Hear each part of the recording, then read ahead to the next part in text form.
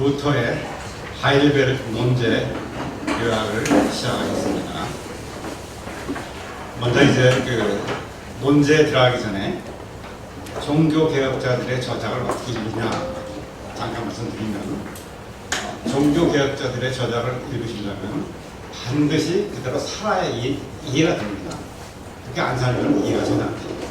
사실은 성경도 마찬가지잖아요. 그렇죠? 예수님 말씀 그대로 살아야 이해가 되는 거예요. 저는 이해가 됩니다.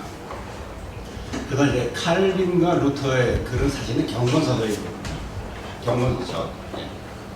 신학적인 서적도 물론 있지만 주로 경건서적입니다. 그래서 그것이 이제 나의 삶과 어떻게 연결이 되는가, 이것을 이제 자기가 만들어서 연결시켜야 돼요. 그래서 살아야 드디어 이해가 됩니다. 그래서 저는 사변으로 하게 되면 문제가 상당히 심각하게 됩니다. 자, 우리가 이제 지금 시작을 하려고 하는데, 신학은 삶이다. 근데 이걸 항상 염두에 두셔야 이해가 됩니다.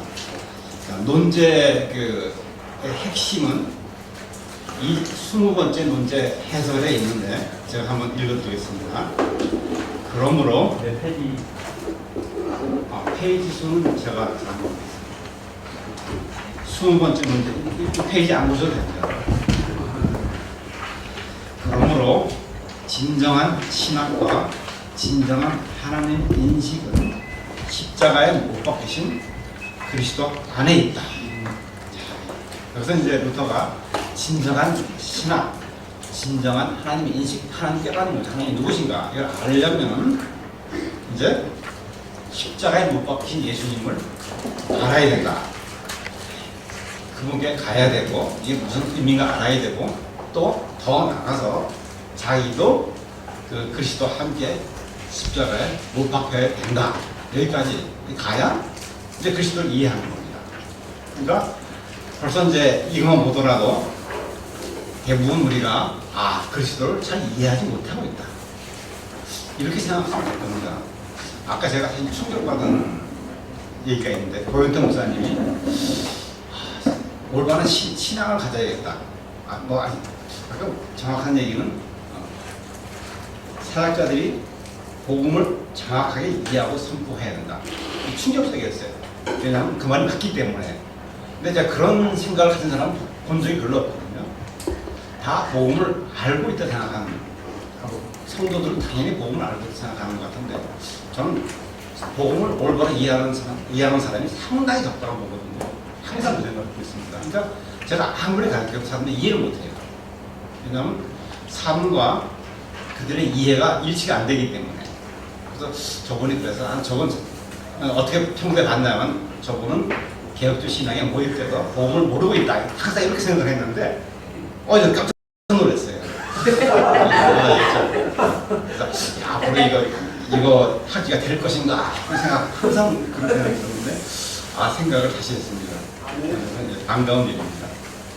그러니까 루터가 강조하는 건 뭐냐면, 하나님은 영광에서가 아니라, 영광을 통해서가 아니라 고난과 수치, 연약함, 어리석음 속에서 자신을 계시하십니다. 그러니까 그 성경을 읽으시면서 예수님 정말 어리석구나, 하나님이 어리석구나, 이걸 깨달아야 돼요. 이렇게 하셔야 되는데 실제로 계시하는 거 보면 굉장히 어리석거든요. 우둔하고. 그리고 실제로 우리도 이 길을 그대로 가야지만 깨달을 수 있습니다, 복음을. 그래서 그리스도께서는 우리를 항상 같은 고난, 자신이 당하신 고난 속으로 우리를 인도하시고 초대하십니다. 그래서 루터가 말하는 요지는 뭐냐면, 십자가 아래에서 사는 사람만 십자가 아래에 살아야 돼요. 그러니까 십자가를 지고 살면서 수치와 연약함 속에서 고통받는 사람만이 이 그리스도를 볼 수 있고 복음이 이해되고, 이것이 믿음 안에서 사는 것이며, 이것이 종교개혁적인 침의 가르침입니다. 침의 가르침을 믿어서 의에 이른다, 이건 말짱 거짓말입니다. 말도 안 되는 얘기예요. 그 말 생각거든요. 맞는데 사실 그 가장 정확한 말인데도 불구하고 그 말 하게 되면 사람들이 오해를 하거든요. 당장에 자기 삶의 자리에서 그 말을 이해하기 때문에 99% 오해를 하게 돼요. 믿음이 무엇인가를 깨달으려면 성경 전체를 봐야 되거든요. 그래 믿죠. 그래서 이게 그 칭의 가르침을 연구하려면 몇십 년 연구를 해야 이 깨달음이 와요. 정신적으로. 물론 이제 그런 정신적으로 꼭 우리가 전체를 깨달을 필요 없이 우리가 성령님의 도우심으로 깨달을 수 있어요. 순간적으로 깨달을 수 있는 것이고, 뭐 그건 어떤 사람 10년 걸리고 저는 한 몇십 년 걸렸어요. 칭의를 깨달았는데 복음을 깨닫는데 몇십 년 걸렸다고 그러죠. 그러니까 근데 이제 저는 좀 특이한 예일 수도 있지만 어떤 사람은 뭐 금방 깨달을 수 있는 겁니다. 그래서 이제 그런 삶을 살면서 예수님과 이제 친해지면서 예수님의 품성을 닮아가서 예수님의 삶을 살면서 그런 이제 복음이 이해가 되는 것입니다. 그래서 복음 중에 삶을 살게 되는 것이죠. 이런 게 이제 루터의 가르침입니다.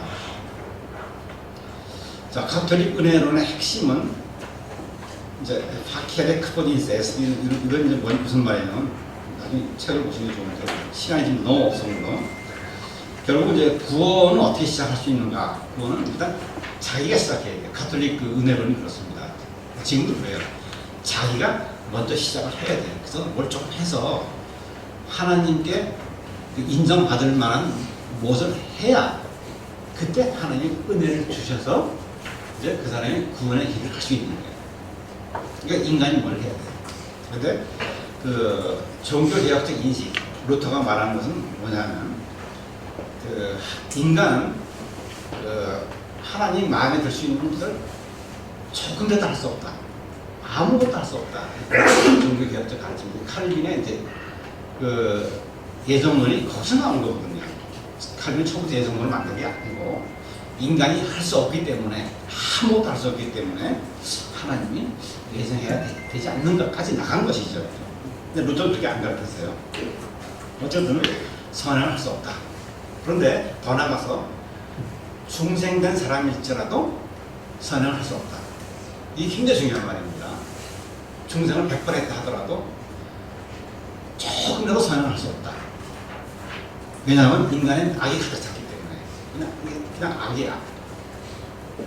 아무리 중생한 사람이 예수님 말씀을 듣고 선행을 했다 하더라도 그건 악이다. 굉장히 중요한 겁니다. 악이다. 너무 악이다. 그럼 왜 선행을 해야 되는가? 우리가 말씀에 따라서 거듭나서 그 성령님을 받아 행동을 하게 되면 그게 악일지라도 하나님께서 받아주신다.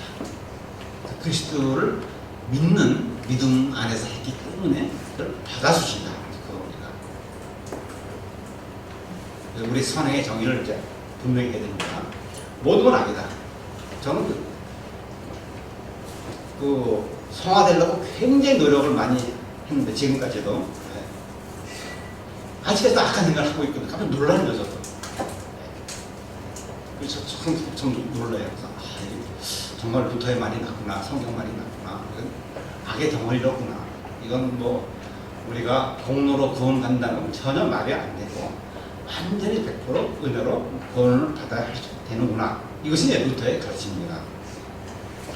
자, 그래서 이제 이게 논제 28개를 이제 네 부분으로 나누는데 첫 번째가 인간의 모든 행위는 대죄다. 대죄가 뭡니까?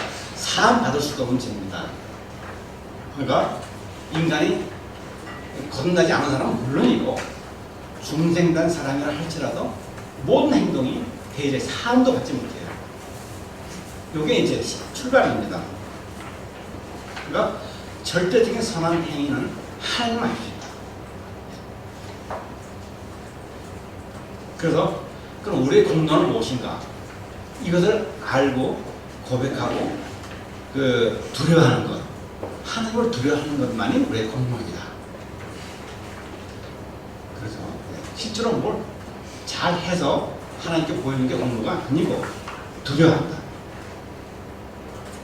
그게 이제 두려운데 우리가 하나님을 잘 두려워하지 않죠. 겸손하지 않죠. 인간이 겸손하다는 건 있을 수 없는 일입니다. 전부 다 100%. 루터도 교만하고 어거스틴도 교만하고 사도 바울도 교만하고 다 교만한 사람이에요. 그러나 그들이 은혜를 받아서 본인을 낮추는 거죠. 계속 낮추는 거죠. 그래도 100% 낮출 수 있나 인간이? 그러나 하나님께서 그것을 보시고 이제 구원해 주시는 거죠. 의롭다 하신 거죠. 그러니까 전혀 어렵지 않은데 어렵다 하신 것입니다. 그래서 인간은 스스로 그렇게 안 되잖아요. 안 되니까 하나님께서 역사가 무엇이냐? 마음을 뭐 그냥 편하게 해주시고 이제 축복을 주시고 기쁘게 해주시고 그게 전혀 아니고 물론 그럴 수 있어요. 예, 그것도 중요한 겁니다. 그러나 반대로 불안하게 했어요. 그래서 삶에서 불안해지잖아요. 물론 그게 저도 하나님 역사를 하는데 어쨌든 이제 하나님은 우리 불안하게 하시고 무섭게 치셔요. 고통스럽게 하세요. 그리고 불행에 던져놓으세요. 뭐 이제 갑자기 가족이 죽었다든가 엄청나게 불안해. 뭐 망했다든가 사회이 망했다든가 아주 망신당한다든가 상황 그런 그 불행을 억지로 하나님께서 집어넣으시는 거예요. 그래서 자기를 깨닫고 하나님을 찾게 한다는 거죠. 막 그 불행에 넣으면 막 그냥 속에서 악이 나오잖아요. 하나님 이거 어떻게 이럴 수 있습니까? 그러면서 자기를 보는 거죠. 이거 하나님을 사랑하는 말이 없다면 깨닫는 거예요. 그게 회의하고 이제. 근데 그런 것을 계속 통해서 이제 하나님이 우리를 구원하신 겁니다. 그걸 비상수단이라고 해요. 그러니까 원래는 하나님 우리를 너무나 사랑하시기 때문에 모든 것을 다 주고 싶으신데 그러면 이제 사람이 하나님 찾지 않으니까 그 사람은 계속 어두워지니까 계속 그 어두운 속으로 던져주시는 거예요. 본인이 깨닫고 다시 하나님 찾는 것입니다. 자, 그래서 가장 중요한 게 인간은 모든 행위는 배제다, 사함받을 수도 없다 하는 것을 이제 첫 번째 중요한 것이고 두 번째 이제 그 13문제에서 18문제까지는 자유의지는 없다. 상당히 중요합니다. 인간 자유의지가 없다. 그래서 인간의 악한 마음밖에 없으니까 나오는 게 전부 악이라는 거죠. 그래서 선한 행위를 하려고 굉장히 노력을 해도 그 악이 나오는 거죠. 나의 모든 재산을 다 주고 누가 하인으로 들어갔다. 그 사람 일생 내가 섬기겠다. 그럼 내가 그 사람을 사랑하는가? 그것도 악이라는 거야. 여기는 악이 있다. 선이 아니다. 이렇게 가르칩니다. 그래서 누구든지 자기를 자랑하는 건 있을 수가 없어요. 독일 사람들이 사실은 상당히 겸손하거든요. 신자들 굉장히 겸손해요. 목사들 돈보다도 이제 잘 나가는 목사들도 차들이 다 이렇게 좋은 차들도 아니고 집들도 다르고 그렇게 살아요. 한국과 전혀 다릅니다. 분위기가. 우리 교회는 몇천 명이라 이런 사람 사양가 있을 수도 없어요. 자랑이잖아요. 왜? 이게 이제 그냥 전혀 틀려요. 그러니까 이제 독일 교회 경건한 사람들이 굉장히 많거든요. 그러니까 이상한 사람이 대부분이고 교인들 대부분 이상해요. 교인도 아니고 사실 국가 교인들 한 2,500만 명 되는데 교인 등록된 사람이 사실 전혀 교회 관계 없어요. 이렇게만 등록만 됐을 뿐이죠. 근데 그 중에 이제 참다운 교회들이 사람들이 꽤 많은데 그 사람들은 그렇게 살아요. 이렇게 말씀대로 삽니다. 그래서 어쨌든 이제 하나님이 하시는 일은 계속 절망하게. 그래서 절망한 사람이 그게 의인이에요. 절망해서 하나님을 찾는 사람이. 자, 세 번째. 시간이 너무 없어가지고 빨리빨리 해야겠습니다. 자, 세 번째. 하나님은 십자가 고난 속에 숨어 계시다. 19문제에서 24문제. 그래서 알리스타 맥크라스가 뭐라고 했냐면 루터에게서 하나님에 대한 지식에 참된 자유는 그리스도 십자가이다. 알리스타 맥카라스 이 사람은 상당히 똑똑한 사람입니다. 근데 물론 이제 우리가 100% 부분을 따를 수는 없지만 그런 좋은 말을 많이 했습니다. 그러니까 하나님의 지식에 참된 자, 하나님을 참되게 알려면 어떻게 가야 되는가? 십자가로 가야 된다. 십자가로 가야 된다는 얘기는 뭐냐면 또 예수 그리스도의 고난 이게 집중해야 된다는 말입니다. 그리고 나도 고난을 받아야 된다. 고난을 받지 않고선 예수 그리스도 아는 길이 없어요. 그러니까 여러분 삶에서 굉장히 억울한 거 많이 당해야 되고 수치를 많이 당해야 돼요. 수치 당하면 수치 당해야 되는데 수치를 싹 그냥 빼면 안 되는 거예요. 그러니까 한국 사람들 기시가 있어가지고 너가 딱 뭐라고 하면 싹 빠지잖아요. 안 되는 거예요. 하나님 나를 망하게 하시 딱 망해야 되는 거예요. 하던 사람도 딱 하고 딱 끝내야 돼. 거지가 딱 돼야 되는 거예요. 싹 빠져가지고 그래서 그거 안 되는 겁니다.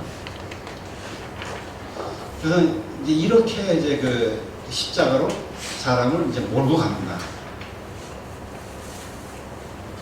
그래서 십자가는 비천함, 겸손, 고난을 상징합니다. 그래서 이제 복음은 어디에 있는가? 십자가 안에 감춰져 있다. 하나님은 십자가 안에 감춰져 있다. 그래서 복음을 알려면은 이제 계속 이제 수치를 당하고 어려움을 당해서 그 안에서 이제 그러면 어떤 생각을 갖냐면은 예수님이 십자가에 당하시는 것이 이제 그때 기억이 나거든요. 예수님이 이렇게 당했었구나, 나처럼 이렇게. 그래서 이제 예수님이 가까워지는 거, 사람이 이제. 예수는 이해가 되는 것입니다. 루터가 또 이제 질문하는 게, 왜 하나님은 단지 고난의 십자가 안에서만 계시되는가? 영광을 통해서 계시될 수 있지 않습니까? 물론이죠, 그죠? 자연 속에서 하나님이 계시되고, 큰 선함, 아름다움 속에 계시되는데, 그게 하나님이 그렇게 계시를 안 하신다는 게 아니라, 그것을 사람이 붙잡으면 그것은 남용하기 때문에, 하나님을 오해할 수 있기 때문에 그렇다는 거죠. 그래서 반드시 십자가를 거쳐야 된다. 네. 그래서 이제 실천적인 질문을 하게 되면 왜 우리도 고난당하고 십자가를 지고 살아야 하는가? 이런 실천적인 질문이 있지 않습니까? 하나님이, 예수님이 이미 다 지셨어요. 그래서 구원을 완성하셨습니다. 그래서 우리 믿음은 이제 구원받고 하나님 자녀가 돼서 굉장히 행복한 삶을 살 수 있는데 아주 즐겁고, 그 맞는 말이에요. 절대 틀린 말이 아니에요. 우리는 굉장히 즐거운 삶을 살아야 되는 거죠. 저는 정말 행복하거든요. 저 아내는 아주 행복한데, 다른 이유가 아니고 예수님을 만나기 때문에 항상 예수님을 만나거든요. 항상 예수님을 만나면 어마어마한 광채와 거룩함과 아름다움, 사랑이 너무나 커가지고 다른 것이 다 가려지는 거죠. 그래서 굉장히 행복한데, 그것이 이제 한 가지 면이에요. 다른 한편에는 제가 또 죄를 짓거든요. 성격이 상당히 과격해요. 원래 타고난. 그래서 이제 나옥산에 자주 부딪히는 거예요. 싫은 소리 하면 다 신을 탁 하거든요. 근데 이제 그거를 죽이는데 저도 이제 많은 사람이 이제 좋아졌거든요. 굉장히 부드러워졌는데, 원래 굉장히 과격해요. 그래서 그런 이제 고난이 저한테도 항상 있는 것이 있어요. 그럴 때마다 제가 굉장히 큰 죄를 졌다는 걸 깨닫고 세게 하고 다시 마음을 정비하고 하는 것이 이제 그런 십자가를 지키는 그런 자기 부인이 계속 있는 겁니다. 그래서 이걸 통해서 그리스도와 하나가 되는 거예요. 고난을 통해서 하나, 십자가에 참여하길 원하시기 때문에 그래서 십자가를 져야 되는 겁니다. 그러면 어떤 하나님의 큰 은사를 받게 되는 것이죠. 칼빈의 이제 죄 죽인 가르침이 유명하지 않습니까? 모르티피카티오라고. 그러니까 칼빈도 똑같이 가르쳤어요. 여러분 잘 모르시겠지만 칼빈 글을 다 보면은, 다른 아저씨 보면은 다 루터 글이에요. 네. 루터 다 가르쳐요. 옛날에는 이제 지금이야 이제 이건 루터한테 나온 말이에요. 솔직히 옛날에는 안 썼거든요.